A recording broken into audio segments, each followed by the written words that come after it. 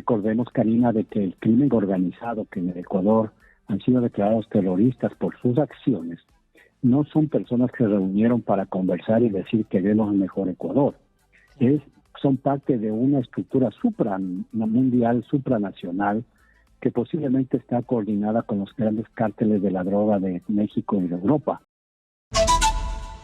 Nosotros vamos a entrar a un enlace telefónico con el general Wagner Bravo, exsecretario de Seguridad del Ecuador, para que nos cuente qué es lo que está pasando ahora, en este momento, en el Ecuador, después que su presidente, el presidente Daniel Noboa, ha dicho que se acabaron los gobiernos tibios. Y ya se sabe que se han capturado 329 terroristas y se han abatido a 5. Bienvenido, general Bravo, a Exitosa. Karina, un buen día, y a quienes nos escuchan allá en Lima, Perú. Estaba escuchando atentamente las declaraciones del exministro y realmente este problema no lo tiene solamente el Ecuador, lo tiene toda la región andina. Es un problema regional, y que, como se ha dicho, ustedes tienen que tomar las acciones correspondientes para no llegar a los niveles en que ha llegado el Ecuador. Un buen día. Muy buen día, muchas gracias por estar aquí. Sí, efectivamente, y nosotros tenemos bastantes complicaciones. No sé cómo lo ve usted, pero nosotros somos productores de cocaína. Nosotros tenemos sitios donde está totalmente liberado. El ejército está, o las fuerzas combinadas están hace muchísimo tiempo en un terreno que se llama el Braen, en la selva, y resulta que allí entran, salen, hacen lo que quieren los narcotraficantes. Y de ahí estamos en el primero y el segundo lugar de productores de cocaína del mundo. Nos peleamos ese lugar con Colombia. Además tenemos crisis política, ¿no? Tenemos una corrupción que nos corroe, tenemos unas cárceles hacinadas, tienen 5 veces, 7 veces el número de presos que deberían tener. Tenemos un cóctel, pero que en cualquier momento nos puede explotar en la cara. Entonces, por eso estamos sumamente angustiados y nos vemos reflejados en el Ecuador, cuando ustedes han sido un país que, según los rankings, tenían una paz que nosotros no hemos alcanzado hace mucho tiempo, ¿no? Entonces, ¿qué es lo que ustedes en realidad creen que detonó todo esto? ¿Qué fue lo que pasó? ¿La corrupción, el narcotráfico? ¿Por qué no se dieron cuenta? ¿Qué falló? Bueno, nos venimos dando cuenta quienes somos parte de las Fuerzas Armadas, o fuimos parte de las Fuerzas Armadas hace 22 años. Pero hay la necesidad de que el político, el presidente, el que nosotros elijamos para que dirija el país, tiene que ser un estadista, tiene que ser una persona con mucha experiencia y conocimiento y que pueda hacer una perspectiva de cómo reside un país y cómo lo quiere dejar después de su periodo de gobierno y cuál es su proyección a 10 o 15 o 20 años. Porque los políticos que no tienen una carrera y que quieren simplemente un cargo, presidencia, asamblea, congreso o justicia, muchos son coyunturales, quieren tener un trabajo, quieren tener un prestigio y ahí termina. Lo importante es que al encargársele el país, la dirección del país tiene que tener una visión a largo plazo. Y eso es lo que nosotros no hemos tenido. Se vivía coyunturalmente, tuvimos una muy buena bonanza por el precio del petróleo, pero nunca se preveyó que iban a llegar, como se dice en el Ecuador, las vacas flacas, y por lo tanto necesitábamos tener recursos para hacerlo. El expresidente Lucio Gutiérrez, cuando salió del poder, él tenía 2 fondos con cerca de $5,000 millones como ahorro. Llegó el presidente de la época, el expresidente Correa, y se los ferió en menos de un mes, porque decía que para qué vamos a tener que guardar dinero. Entonces, cuando no entendemos lo que quiere el pueblo, que no quiere la nación, en nuestra Constitución, la última de 2008, que no me gusta porque es muy garantista, y las personas piensan que porque tienen derechos pueden hacer lo que quieren. Es decir, estas personas que venden armas piensan que es un negocio y que no le interesa si con eso se mata, se asalta, lo que sea. O las personas que hacen minería ilegal piensan que es un negocio y tienen que sobrevivir y no importa si destruyen el medio ambiente y se llevan el oro para otros lados. Entonces, cuando no se tiene esa visión y se desperdician los medios, en nuestra Constitución, como decía, están los objetivos nacionales permanentes. Y uno de ellos indica que necesitamos tener una cultura de paz, una seguridad integral que nos permita que no esté en riesgo la democracia y que elimine la corrupción, fuera de justicia social, preservación del medio ambiente. ¿Qué es lo que quisiéramos tener?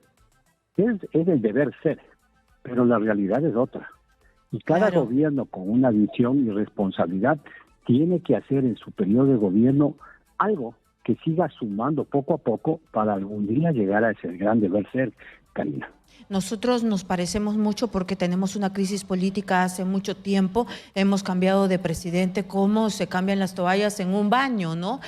Hay presidentes que duran un año nada más y todos están denunciados por corrupción. Entonces, ahora lo que se enfrenta a su presidente, el presidente Daniel Noboa, ¿cómo usted está viendo que enfrenta esta situación? Porque él ha decretado un estado de guerra, él ya está deteniendo, sino las Fuerzas Armadas, está deteniendo a 329 terroristas y ha abatido a 5. Entonces, a su entender, porque yo he escuchado a muchas personas acá y he criticado, porque dicen, yo entiendo que son problemas de fondo, pero en este momento están en un estado de guerra. Yo no voy a ponerme a decirle a los vándalos, a los terroristas, a los criminales, a estos tipos que han amenazado y han matado a diferentes ecuatorianos, ¿sabes qué? Tú has tenido una mala educación, hay desigualdad. No, pues estos ya son irrecuperables algunas veces. En este momento hay que recuperar la paz. Entonces, ¿usted cree que Noboa está haciendo bien o se está excediendo? No, estamos haciendo muy bien. Y digo estamos haciendo porque yo soy parte de la Reserva de Fuerzas Armadas. Hay una coyuntura de mucha violencia, pero esto es producto de que hemos estado atacando en el periodo del presidente Lasso 2 años y medio a estas bandas criminales. Recordemos, Karina, de que el crimen organizado que en el Ecuador han sido declarados terroristas por sus acciones, no son personas que se reunieron para conversar y decir que queremos un mejor Ecuador. Son parte de una estructura supramundial, supranacional, que posiblemente está coordinada con los grandes cárteles de la droga de México y de Europa, y que han visto en los delincuentes criollos, como yo les llamo a los ecuatorianos, la forma de cómo transportar la cocaína ahí, en cierta forma asegurar su exportación a los lugares de consumo. Y ahí tú decías una cosa que es interesante. Ecuador fue un territorio de paz, pero que está en un sándwich. Ustedes son la segunda potencia, como bien dices tú, de producción de cocaína, y Colombia la primera. En el Ecuador, por ser un territorio pequeño, centrado, no tenemos plantaciones de hojas de coca, hacemos un buen control del territorio nacional. Pero, sin embargo, nuestra posición geográfica hacia la mar determina que a través de Galápagos puedan llegar rápidamente a las costas de México, Centroamérica o Estados Unidos. Entonces, estos delincuentes no van a dejar que se les acabe el negocio. Claro, son estratégicos ustedes para el mal, ¿no? Son estratégicos y son como pepita de oro para los narcotraficantes. Así es, entonces ellos no van a dejar este negocio por más trabas que le ponga el Estado. Y es por eso que ahora quieren imponerse. Como el presidente Lasso se declaró amenaza al Estado. ¿Qué significa una amenaza al Estado? Que ellos tienen el poder económico fundamentalmente para contrarrestarle al Estado. Y si durante 20 años no se hizo lo que deberíamos haber hecho, esas raíces con mucho dinero han ido corrompiendo a las instituciones, principalmente aquellos que les van a parar, justicia, militares, policías, se han introducido en el poder político, es decir, la corrupción es campeante. Pero eso no lo vamos a solucionar de la noche a la mañana. Pero hoy tenemos una realidad que es coyuntural, y que, como digo, en la época del presidente Lasso se declaró amenaza al narcotráfico, a la minería ilegal, que ustedes también la tienen, a estos actos terroristas, ahí no habíamos determinado quiénes eran, porque recién comenzaron con sus actos. Hoy ya después de 8 meses ya se ha identificado cuáles son los grupos. Se declaró también la de prioridad de los ecuatorianos de todo el Estado, la lucha contra la corrupción. Ahí está el caso Metástasis.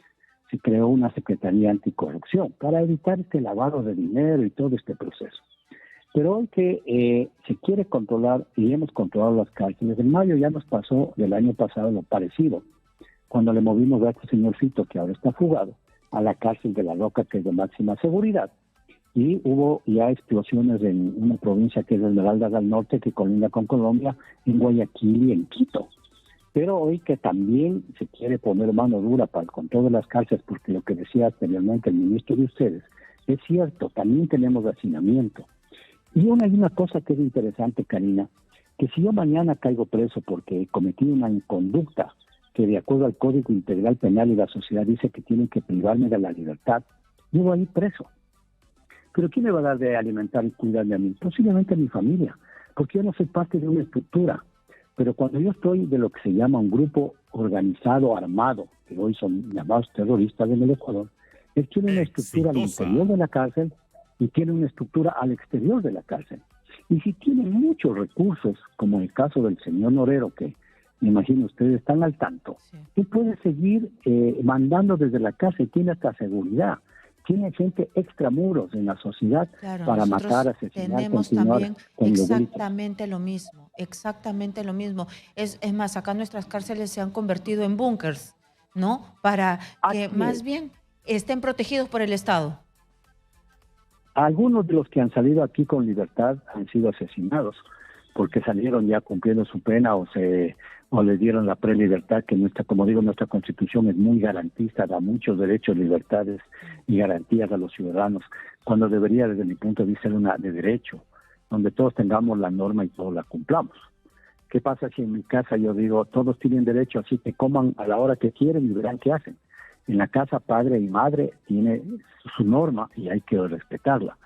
Pero el país, de una u otra forma, el presidente está haciendo lo correcto en esta coyuntura, que nos va a durar 60 días y que podemos ampliar los 30 días. Clarísimo que en esta coyuntura, y hay que escuchar, porque aquí también los policías, los que hacen investigación, los que están en la calle están pidiendo que se hagan ciertos cambios a nuestro Código Penal, porque es muy garantista. Nos ha pasado que se captura a los delincuentes del Tren de Aragua, que usted sabe muy bien cómo trabajan y cómo hacen sus atentados, y de repente la Fiscalía los pone en libertad por ese garantismo, por unas leyes garantistas que también tenemos. Muchísimas gracias por estar aquí. Ha estado Wagner Bravo, él ha sido exsecretario de Seguridad del Ecuador y nos cuenta, nos pinta qué es lo que está pasando en esta coyuntura. Exitosa. No se puede ir a hablar con esos terroristas. Ellos son declarados por el gobierno enemigos, son enemigos, es terrorismo. Estas bandas están organizándose hace mucho tiempo, han tomado el país, están sembrando el terror y así, con mano dura, se les va a encauzar, encaminar y tratar de vencer. Así es. Muy bien, ahora nosotros nos vamos a ir. Muchísimas gracias al general Bravo, por supuesto.